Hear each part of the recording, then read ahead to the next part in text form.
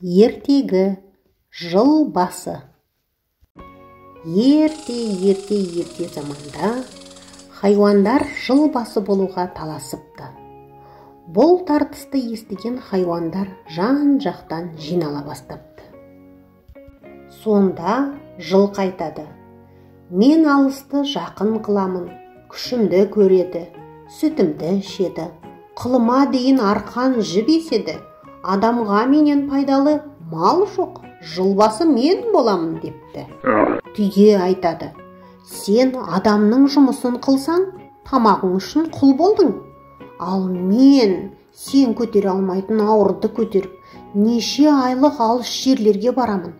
Аш болдым деп арпа, сұлы сұрамаймын. Көде болса көде, жусан болса жусан, не кез келсе соны қорек етіп, табылса су ішіп, табылмаса шөлде де жүре беремін.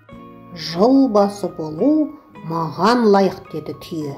Сиыр айтады: адам егін ексе менімен егеді, сүтімді ішеді, құрт, май жасайды, жыл басы болу маған лайық, деді.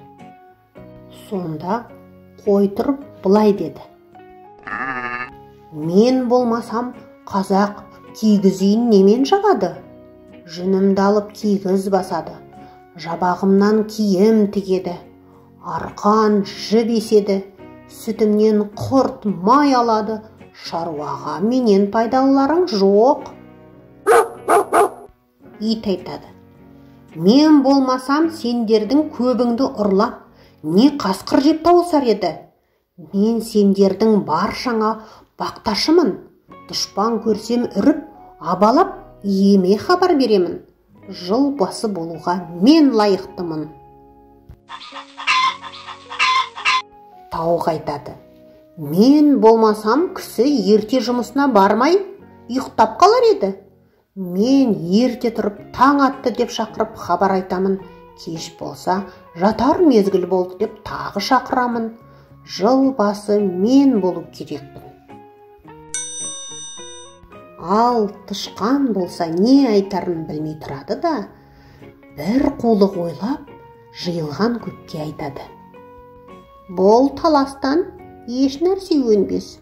Жылды қарап тұралық та, кім бірінші көрсе, сол жыл басы болсын. Мұны естіген хайуандар тынышталып, тышқанның сөзіне құлақ асады. Түйе өзінің бойына сеніп, менен бұрын кім көреді деп тышқанның сөзін қостайды.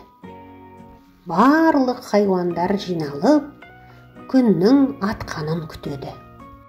Бір мезгілде тышқан түйенің өркешіне, басына мініп қара отырады. Көп хайуандар таласып, біз көреміз деп тұрғанда, ең биікте отырған тышқан жылды таңның атқанын бірінші көріп, хабар беріп, жыл басы болыпты. Түйе бойына сеніп құр қалыпты. Соңы. Ертегі ұнаса, үлкендерге түсінгендеріңді айтып беріңдер. Достарыңмен бөлісіп, бірге көріңдер. Лайк басуды ұмытпаңдар.